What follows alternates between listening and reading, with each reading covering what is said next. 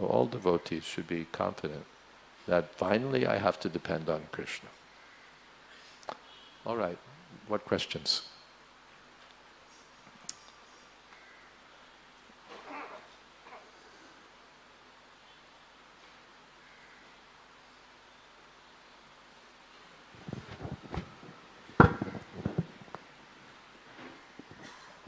Hare Krishna Maharaj. Very important topic for a householder as far as money is concerned. Maharaj, problem in a householder is, as the scriptures are very clear, as in when you get more money, if you wanted to maintain a proper consciousness, you have to give charity so that your consciousness remains equal and you don't get attached. But the practical problem that comes in a householder is specifically those householder who's doing business. Business is not steady. Sometimes he earns money, sometimes he doesn't earn. Sometimes he has to survive on whatever he has saved. So in that reason, he cannot give everything in charity, otherwise he will be bankrupt. He can't give everything. He has to keep some stock. Yeah. The grahastha can't pretend to be a sannyasi. Correct. Some stock he has to, therefore Rupa Goswami, 50% he, Rupa Goswami, Sanatana Goswami? Sanatana Rupa Goswami gave 50% for the Brahmins and Vaishnavas, 25% was kept against personal emergency, 25% was given to the family members. So Prabhupada cites that as the example. So the householders have to figure how to manage. We're not going to send the, financial inspectors to everyone's home to see what you're doing. So it's up to you. But the householder should think, the more I depend on Krishna, the more I'm able to give, the more it's purification for me. What is that? Yagya dana tapa straiva pavanani manishinam. Even for those who are advanced in knowledge, yagya, sacrifice, charity, yagya dana, and tapasya are purifying. It's for our benefit also. We think the more I'm holding on, the more I'm safe. No, actually, when I'm doing tapasya, when I'm doing yagya, when I'm giving charity, then I'm making my position more secure, more safe. So again, the householders have to manage, not that they just suddenly throw everything. And then, of course, sometimes, like Bhakti Siddhanta Saraswati Thakur had one disciple, Nishikanta Sanyal, a professor. He was doing editorial work for Bhakti Siddhanta Saraswati Thakur and other work. And he was a householder, but he was giving practically everything to Bhakti Siddhanta Saraswati Thakur. So much so that his wife would sometimes have to approach and say, Guru Maharaj, the children have no shoes, or whatever it was, because he would give practically everything. So if one has that kind of confidence and dedication, one can do that also. But it's not demanded of the householders that you live like a sannyasi. But as simply as possible, and reducing unnecessary necessities. Because it's easier to spend less than make more. This I learned from one Marwari millionaire. He taught a course on such things. It's easier to bring down your fixed expenses than it is to increase your income. Simple thing. Easy, simple thing to understand, which most people don't understand. They'll work hard and hard and hard, and they'll think, I don't have enough money, and where is more money? And meanwhile, $900 for an iPhone, whatever the number is now. When, for $200, $100, they could have done the job. But not with this kind of woo-woo-woo. It doesn't have the same woo-woo factor as the latest. So unnecessarily he spends so much money for something expensive, and now he has to scramble. Where is money? Where is money? And how could charity, I have to somehow...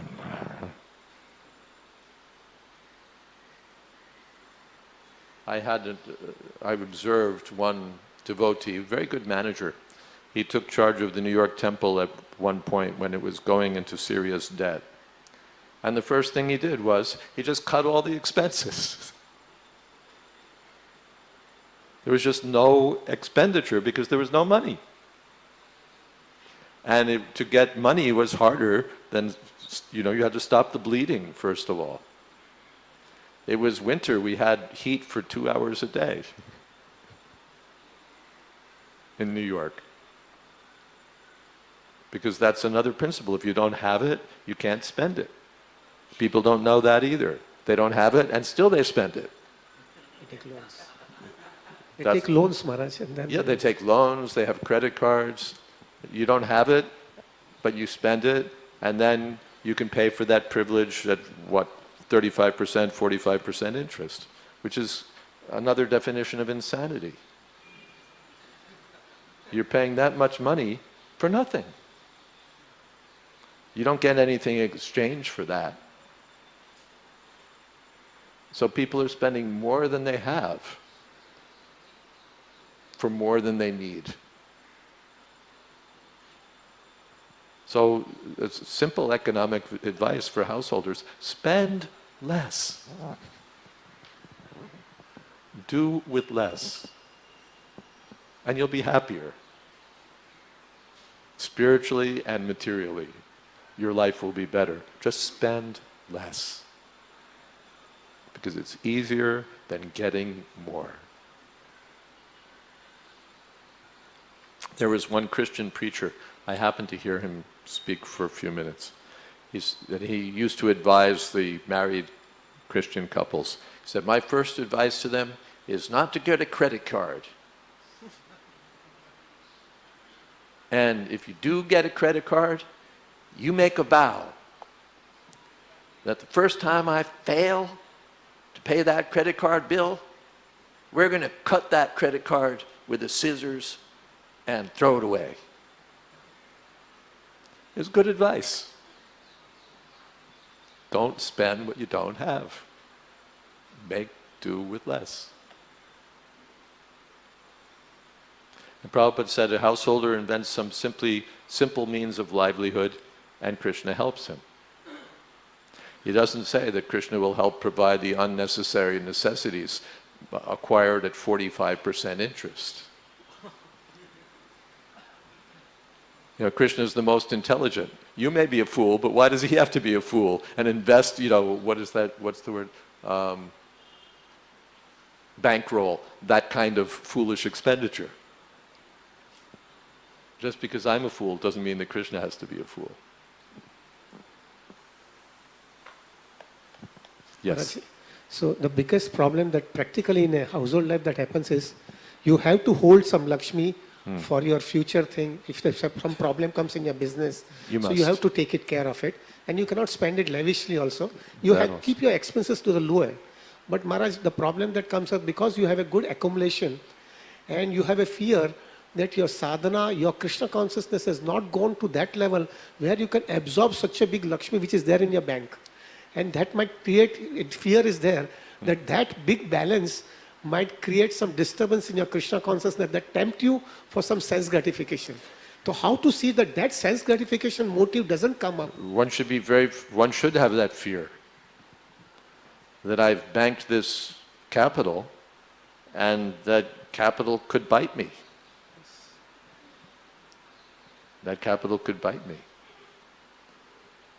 So I can't say too much, but one thing practical, if that's my safety capital, don't spend it. If that's the capital that's put away for emergencies, an iPhone 6 is not an emergency. New furniture is not an emergency.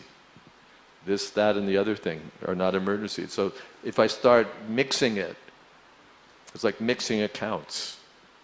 And this is budgeted for this, but you spend it for that. Then, now you're in trouble. Because not only have you stocked capital for a rainy day, but now you're starting to use your rainy day capital while the sun is shining. And that's, even in the estimation of the intelligent materialist, that's Maya. That's foolishness.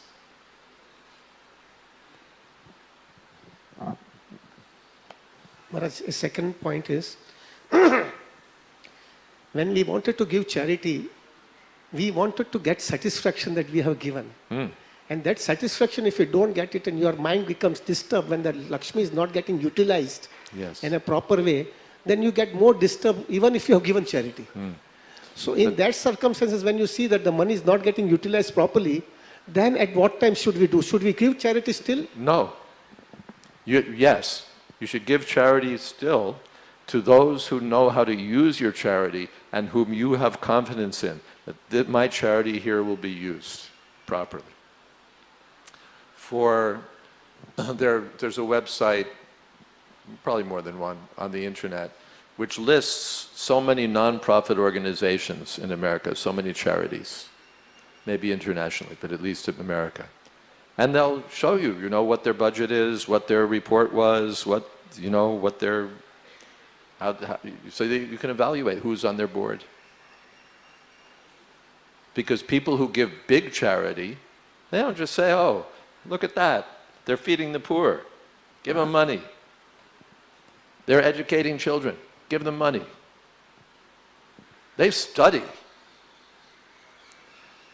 The same way they would study a company that they were interested in acquiring, they study the charity that they're thinking of giving to. Foundations, which handle big money for charity, they study before they give grants, before they give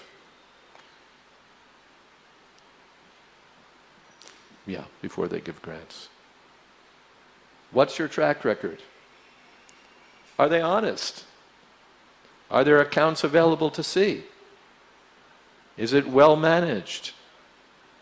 Do they use it for what they say they're using it for? That's rule one.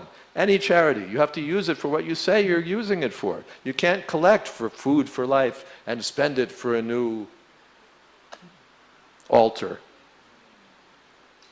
That's very wrong. It's like a cardinal rule. I mean, it's not in Bhagavatam, but it's a cardinal rule in charity. You must spend the money for the purpose for which you've collected it. And Prabhupada was strong on that also. People would go collect in the name of this and give and use it for temple maintenance. Very wrong.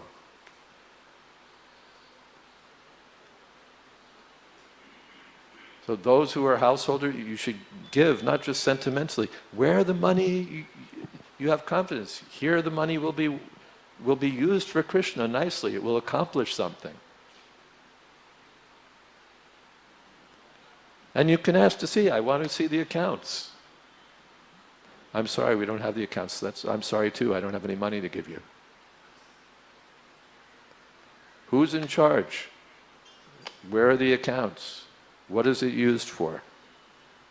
What's your track record? And those who want charity, they should be ready to do the same thing. Here's my accounts. Here's who's in charge. Here's our schedule of authority. Here are the signatures that are required before we can spend. Here's our records for the last 5 years. Open book. Because from the sentimentalists you can get a little. But if you want serious money, then you have to be able to show that you deserve it. Even Krishna, if you want serious money from Krishna, you have to show Krishna that you deserve it. That he's not going to give you money and you're going to spend it willy-nilly. Maybe Maya will give you that money. She loves to invest that way. Here's a fool. He throws money away. Give him more.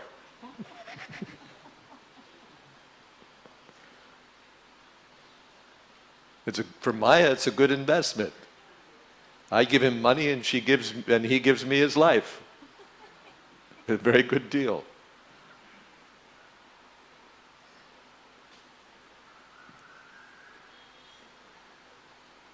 But Prabhupada was particular that those who are in charge of the institution should be very scrutinizing, very attentive to see that not a paisa is wasted.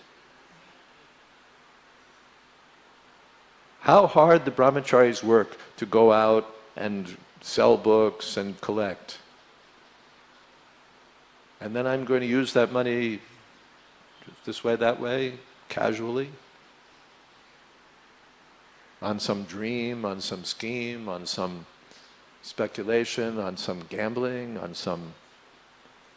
It's not my money. It's not hobby money. How carefully that money has to be spent. And that means that there has to be oversight, there has to be discipline. That's how Prabhupada wanted ISKCON to run. Not just at the whim of this or that manager. Thousands of dollars, millions of dollars get spent. Everything has to be seen very carefully. And when we're confident that it's being used nicely, give there.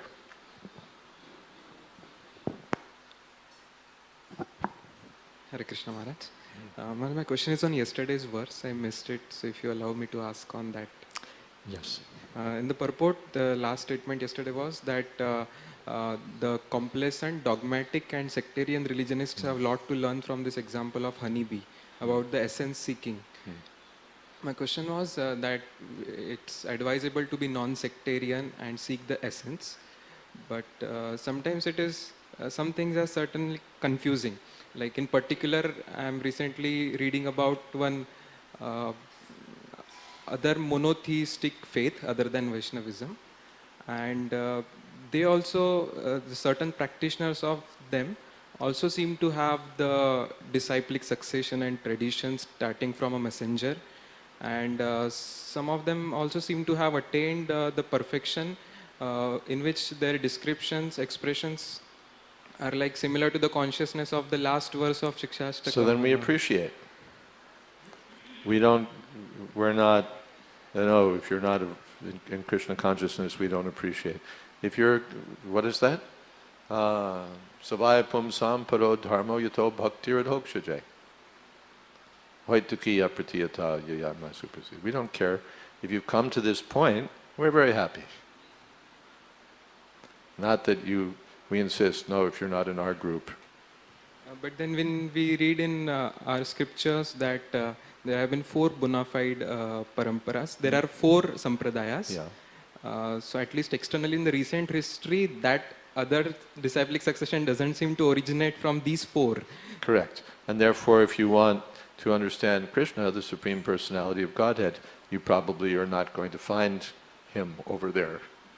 You'll find something. Krishna in some other form, Krishna in some other manifestation. Then if we judge that probably Krishna is the topmost and that revelation is not the topmost, then are we being again dogmatic? You're being discriminating. Or you can say they're the topmost, we're the topmost, but topmost reveals himself in different ways. To some percentage, to some higher percentage. We shouldn't be puffed up. I'm a Vaishnava, I'm the most advanced. And still my mind is on women, my mind is on this and that. But I'm a Vaishnava, so I'm more advanced than all those. So we appreciate someone's dedicated to this or that tradition of devotional service, we're happy. We have confidence in this process and this objective, but if someone has achieved something, we're happy. Thank you, Maharaj. On the same lines, if we don't have to be dogmatic, not opinionated, I guess the opposite of that is... You have to be opinionated. Everybody has an opinion. Even that you shouldn't be opinionated is an opinion.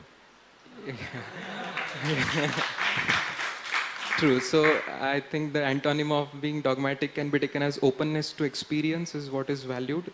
Open book of objectivity. I'm not sure exactly what he intended in that purport, what they had in mind. One should be appreciative that God is not held captive in my mandir, and he can't appear anywhere else. Somehow or other I've got a monopoly, and he can't appear to anyone else, he can't bless anyone else. if you want to get him, you have to pay me an entrance fee. And Krishna is there everywhere, and he can bestow his mercy everywhere. But still, if we say, well, Krishna is everywhere, I can do anything then. So we have to find where is the process that we will find most effective and most suitable to reach the highest goal. In today's world, Maharaj, there's so much emphasis on liberalism, openness to experience. That's another nonsense. And it's another dogma too. You're not open to experience. You don't try different things. It's a great one to use on women, by the way. All these liberals, come on, aren't you open to new experiences? Are you some sort of prude or something? I mean, is this a religion? Or, what's with you? You should be open so that I can exploit.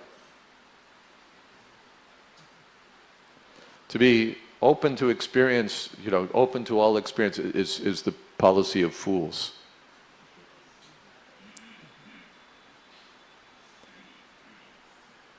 Maybe I said this someplace before, maybe I said this here before, that, why just restrict yourself to food? Rice dal, chapatis and sandesh and so many things. You should be open to new experience. The dogs are depositing so much stuff on the street, why don't you try it?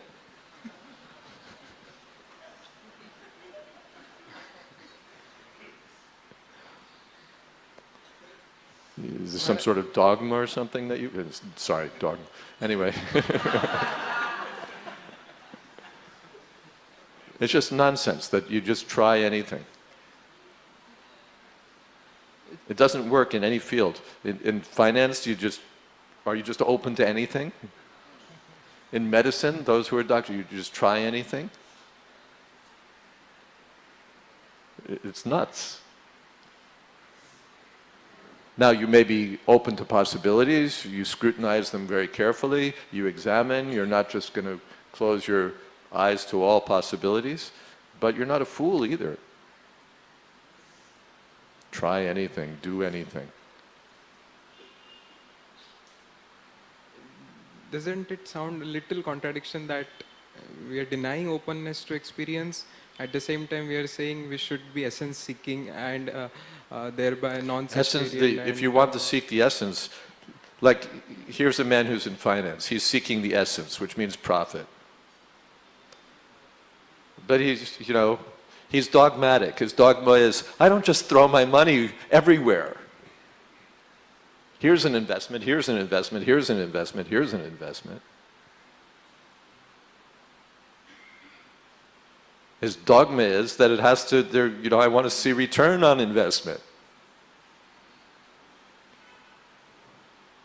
And if I don't see evidence that there'll be return on my investment, I'm not going to invest. I'm willing to invest in anything. It may be solar energy, it may be the latest toy, it may be, you name it, but it's got to show evidence that it's going to be profitable. I'm not just open to anything. Anyone can walk in my office and say, I need a crore for this. It's going to be great. I'm sure of it. You're going to love it. Put your papers on the table. Let's see your accounts. Let's see your projections. Let's see the whole thing. See if it makes sense. Then maybe we'll invest. Now we just try. Well, but have you tried it? How do you know if you haven't tried it? That's idiotic. Maharaj, in religious experience also they say the same, ki Krishna consciousness is like a gulab jamun, it's like a sweet thing. Unless you taste it, you won't... Look at it carefully. We have our books. It's not just, we're also in experience, so try us, try anything. Okay, if you're going to try anything, then try us too. But if you're discriminating, we're ready for you. And we don't It's the most foolish thing. Try any medicine, try anything for sense gratification. Try any philosophy, try any avatar, try any... No, it's just nuts. And nobody really works that way unless they're a fool. The liberals also, they discriminate. If you're conservative, we don't want to talk to you. Right? Unless you think that women are absolutely as qualified as men, don't even walk in my door, because I'm a liberal.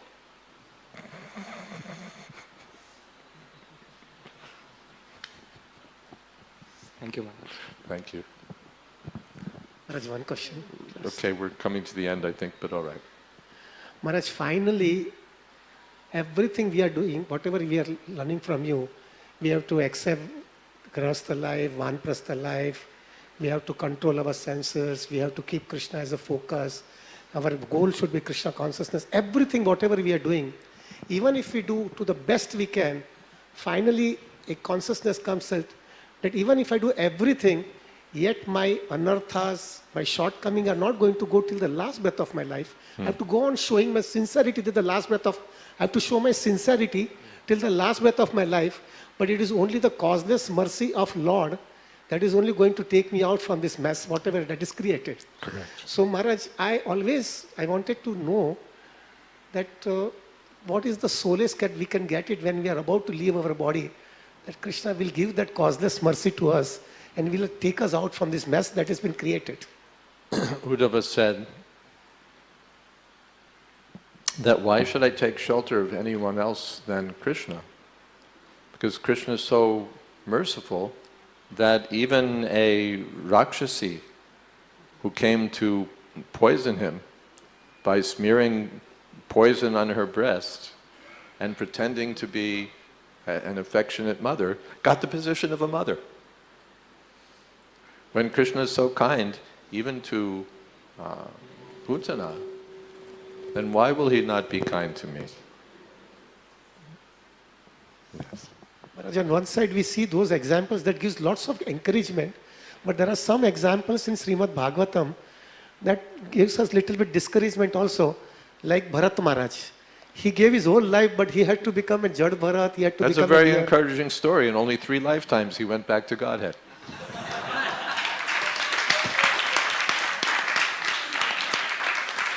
But Maharaj, the problem for us is Prabhupada has made us so strong in our mind that we want to finish in this lifetime itself. So we should. But somehow if we fail, then all right, next lifetime. But Prabhupada said, finish it up in this lifetime. But Maharaj, we are helpless. That's Krishna's good. mercy is the only mercy. The helpless what do they say? The squeaky wheel gets the oil. The Prabhupada said the chanting is to be done helplessly. That, like the child crying for the mother. The child is helpless. So we're meant to call to Krishna, please help me, please help me, please help me. On our own, what can I do? What can we do? But if Krishna helps, one time, I'll tell you a story, a small story, and then we'll stop. That one time I was on a morning walk with Srila Prabhupada, but we went to the place in a car. This was in Brooklyn, and we went to the place where he wanted to walk in the car. Then we were coming back in the car. And when we reached the corner right near the temple, there was a post box. I don't know how they are here, but in America at that time anyway, they had post boxes. They were like, 4 feet high or something like that, and it has like a door at the top, and you open the door and you drop your letter in the box and close the door. So as we were rounding the corner, the post box was there, and there was a little boy and his father. And the father was lifting up the boy, and the boy was putting the letter in the box. And Prabhupada was just absorbed in watching this. The whole scene was like, 20 seconds or something? But Prabhupada, it seemed longer because Prabhupada was just absorbed in watching this. And his eyes were like wide and he was really absorbed. And I was thinking, what is Prabhupada seeing? Maybe he's thinking of his childhood. Then Prabhupada said, the little boy on his own cannot do.